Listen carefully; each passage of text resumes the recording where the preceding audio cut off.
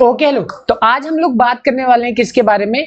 हमने infinite line charge के बारे में बात कर लिया कि मान लो मेरे पास एक वायर है जिसका लेंथ इनफाइनाइट है और अगर उसके लिए मुझे इलेक्ट्रिक फील्ड निकालनी है तो वो चीज हमने निकाल ली। ठीक है कि इनफाइनाइटली लॉन्ग वायर है, ठीक है, और इससे कुछ डिस्टेंस पे अगर यहाँ पॉइंट पे तुम्हें इलेक्ट्रिक फील्ड निकालनी है वो हमने निकाल ली। आज हम इनफाइनाइट प्लेन शीट के बारे में बात करेंगे कि मेरे पास एक बहुत ही बड़ी प्लेन शीट है और मुझे उसके लिए क्या निकालना है, इलेक्ट्रिक फील्ड निकालना है। ठीक है, अब इलेक्ट्रिक फील्ड निकालना है तो इसके लिए भी हम क्या करेंगे, गॉसियन सरफेस मानेंगे। जैसा कि मैंने तुम्हें बोला था, तुम जो गॉसियन सरफेस है तुम उसको स्फेरिकल भी मान सकते हो, कोनिकल भी मान सकते हो, ठीक है, एक क्यूबॉइड भी मान सकते हो, क्यूब भी मान सकते हो, जो तुम्हारा मन है। बट फिर से सबसे अच्छा यहाँ पे यही रहेगा कि अगर जो तुम्हारा गॉसियन सरफेस है तो तुम उसको क्या लेके चलो, सिलेंडर लेके चलो। ठीक है, तो अब यहाँ पे होगा क्या, बहुत सारी चीजें हैं, ध्यान से लेके चलो इस चीज को। सबसे पहले तो कि यहाँ पे ये जो मेरे पास सिलेंडर है ये एक गॉसियन सरफेस है। ठीक है, अब इस गॉसियन सरफेस के लिए मैं क्या करूंगा, ऑफ कोर्स इलेक्ट्रिक फील्ड निकालूंगा।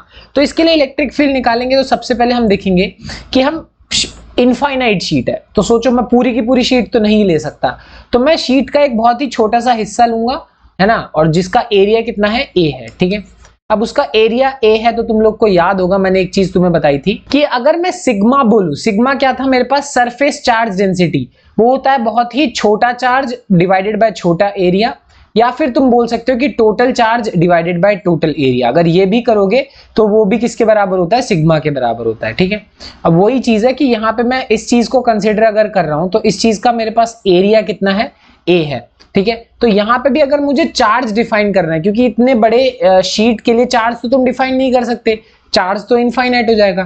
तो अगर हम मान लेते हैं कि इसका सरफेस चार्ज डेंसिटी सिग्मा है, ठीक है, अगर सरफेस चार्ज डेंसिटी सिग्मा है तो तुम बोल सकते हो sigma is equal to q by A, और ऑटोमेटिकली जो Q की वैल्यू होगी वो कितनी हो जाएगी, सिग्मा ए हो जाएगी। ठीक है, तो ये जो मेरे पास यहाँ पे चार्ज है, यहाँ पे ये वाला, इसकी वैल्यू कितनी हो गई, Q की वैल्यू सिग्मा ए हो गई। तो अब फिर से वही वाली चीज करने वाले हैं हम कि भाई हमारे पास मान लो कितने सरफेसेस हैं, एक सरफेस, दूसरा सरफेस और तीन सरफेस। ठीक है ना, एक सिलेंडर के टोटल कितने सरफेस होते हैं, एक टॉप वाला सरफेस, एक बॉटम वाला सरफेस और एक कर्व्ड सरफेस। ठीक है, अब इन तीनों सरफेसेस के लिए तुम सेपरेटली फ्लक्स निकालोगे कि फ्लक्स क्या होता है, electric field into surface area.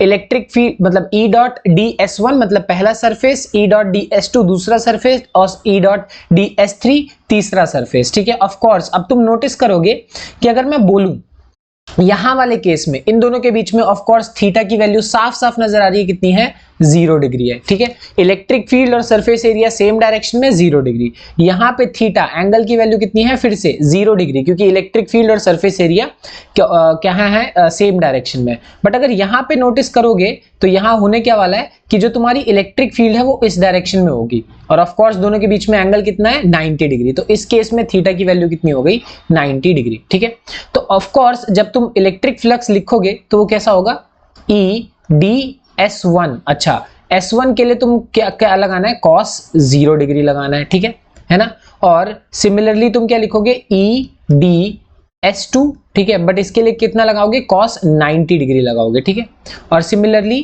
Third वाला क्या हो जाएगा, EDS3, और ये हमारे लिए कितना हो जाएगा, cos 0 डिग्री हो जाएगा फिर से।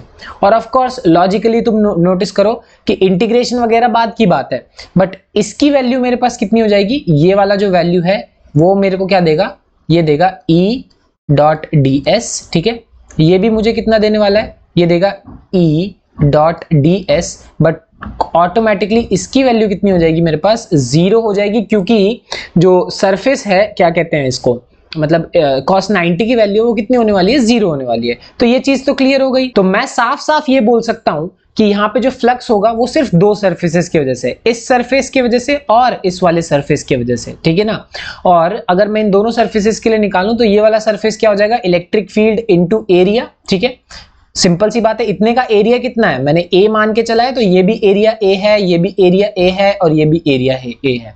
तो इलेक्ट्रिक फील्ड इनटू एरिया, इस वाले साइड का flux, electric field into area, ये हो गया मेरा इस साइड वाले का फ्लक्स, और दोनों का मिला के कितना हो गया, 2EA हो गया। वही वाला लॉजिक कि अब फ्लक्स निकाल के पहला स्टेप तो ये हो गया कि 2EA हो गया, है ना।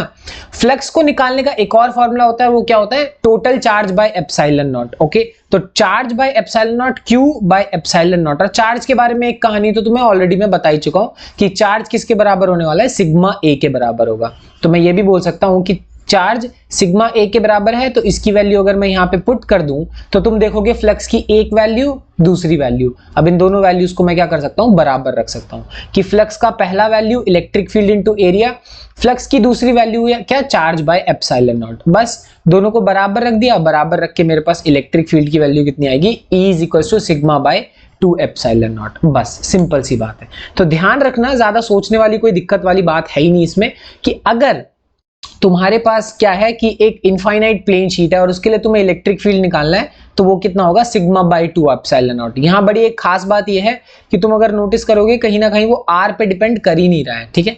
खैर वो बाद की बात है, R पे डिपेंड नहीं कर रहा, बट ये फॉर्मूला और भी आसान हो जाता है इस वजह से कि electric field is equal to sigma by 2 epsilon nought. चलो फटाफट एक सिंपल सा सवाल देखते हैं।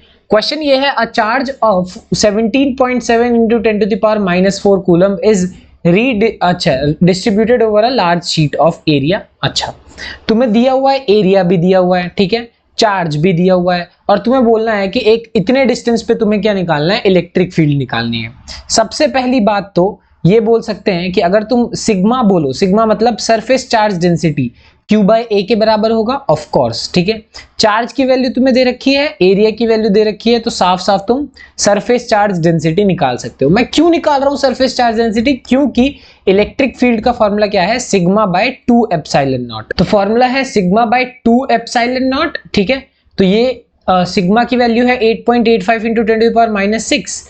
एप्सिलॉन नॉट की वैल्यू हमें बहुत अच्छे से मालूम ही है, मल्टीप्लाइड बाय 2, सॉल्व कर करा के तुम्हारा आंसर आएगा 5 into 10 to the power 5 newton per coulomb, ठीक है। मेरा पॉइंट क्या है, पॉइंट ये है कि देखो इस क्वेश्चन को सॉल्व करने के लिए तुम्हें ज्यादा कुछ करना ही नहीं होता। अगर बहुत बड़े शीट की बात कर रहे हैं, जो कि साफ साफ तुम देख सकते हो, ये एक बहुत ही 200 मीटर स्क्वायर एक बहुत बड़ा शीट हो गया, है ना।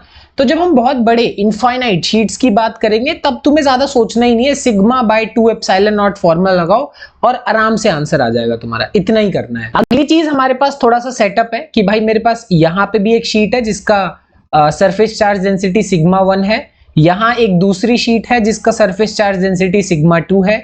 अब तुम्हें करना क्या है कि तुम्हारे पास 3 रीजन है, एक तो लेफ्ट वाला रीजन, राइट वाला रीजन और एक बीच का रीजन। अब इन पे तुम्हें इलेक्ट्रिक फील्ड की वैल्यू निकालनी है, बहुत सिंपल है, नोटिस करो। अगर मैं फर्स्ट रीजन की बात करूं, यहाँ कुछ नहीं है तो एक पॉजिटिव टेस्ट चार्ज है, सबको मालूम है ये बात। अब ये भी पॉजिटिव शीट है, ये भी पॉजिटिव शीट है, तो यहां रखे वो शीट को क्या करने वाले हैं, रिपेल करने वाले हैं, ठीक है। अब तुम नोटिस कर सकते हो कि दोनों ही जो है इलेक्ट्रिक फील्ड लेफ्ट में लगा रहे हैं, सेम डायरेक्शन में लगा रहे हैं। तो सबसे पहली बात, अगर मैं इलेक्ट्रिक फील्ड लिखूंगा तो इलेक्ट्रिक फील्ड पहले वाले का या दूसरे वाले का, दोनों ही sigma by 2 epsilon naught, sigma by 2 epsilon naught के बराबर होंगे। फॉर्मूला माइनस हम इसलिए लगा रहे हैं क्योंकि वो कौन सी डायरेक्शन में, लेफ्ट, और लेफ्ट डायरेक्शन को हमने नेगेटिव ले रखा है, ठीक है। तो ऑफ कोर्स यहाँ पे आंसर क्या हो जाएगा मेरे पास, minus sigma by 2 epsilon naught minus sigma by 2 epsilon not. और जैसे ही मैं इन दोनों को क्या कर दूंगा, ऐड करूंगा।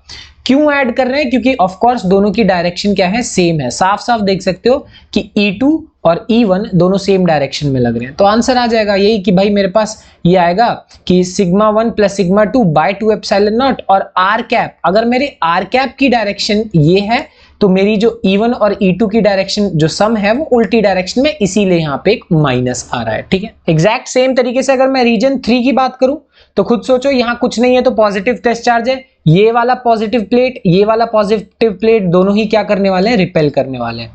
तो इस बार दोनों रिपेल कर रहे हैं, इलेक्ट्रिक फील्ड भी दोनों की सेम डायरेक्शन में है, बट इस बार आर कैप के डायरेक्शन में है। पिछली बार वो दोनों अपोजिट में थे, है ना। इस बार क्या है, क्या ना, आर कैप की ही डायरेक्शन में। तो क्या होगा, E1 की वैल्यू भी sigma by 2 epsilon not, E2 की वैल्यू भी सिग्मा बाय 2 एप्सिलॉन नॉट। और फाइनली मैं कह सकता हूं कि रीजन 3 में इलेक्ट्रिक फील्ड निकालोगे तो वही sigma 1 plus sigma 2 by 2 epsilon not. और ये आर कैप की ही डायरेक्शन में, इसीलिए कोई नेगेटिव नहीं आएगा।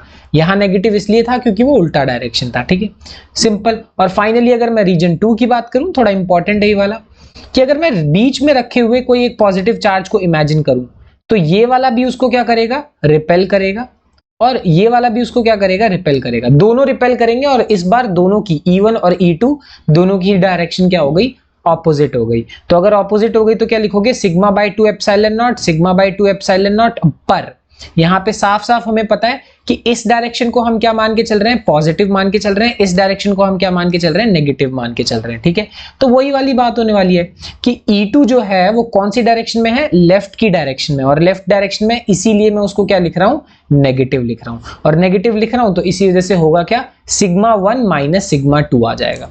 आ गई बात समझ में, कोई बहुत बड़ी चीज थी नहीं, बस इतना है कि हाँ लेफ्ट में, राइट में, बीच में क्या इलेक्ट्रिक फील्ड होगी ये। ओके, सेम टाइप का क्वेश्चन या सिचुएशन कह सकते हो, बट इस बार मेरे पास क्या है, प्लस सिग्मा और माइनस सिग्मा। मतलब मान लो कि मेरे पास दो प्लेट हैं, दोनों का ही सरफेस चार्ज डेंसिटी सेम है, दोनों में ही सिग्मा सिग्मा है, बट फर्क बस इतना है यहाँ पे कि इस बार क्या है कि एक पॉजिटिव है और एक क्या है, नेगेटिव है। तो ऐसा होने पे क्या होगा, अगर मैं रीजन 1 की बात करूं तो पॉजिटिव क्या करने वाला है, ऑफ कोर्स रिपेल करेगा, बट जो नेगेटिव है वो क्या करेगा, अट्रैक्ट करेगा। और अगर ऐसा होगा तो सिंपल सी बात है, तुम लिखोगे sigma by 2 epsilon naught, sigma by 2 epsilon not, but notice करो कि मेरे पास जो E1 की डायरेक्शन है वो R के अपोजिट है, इसीलिए मैं यहां नेगेटिव डालूंगा, बट E2 की जो डायरेक्शन है वो R के साथ साथ ही है, इसीलिए मैं उसमें पॉजिटिव डालूंगा। ठीक है, सिंपल सा है। अब दोनों को क्या करोगे, एक तरीके से ऐड करके देख लो, कोई बात नहीं।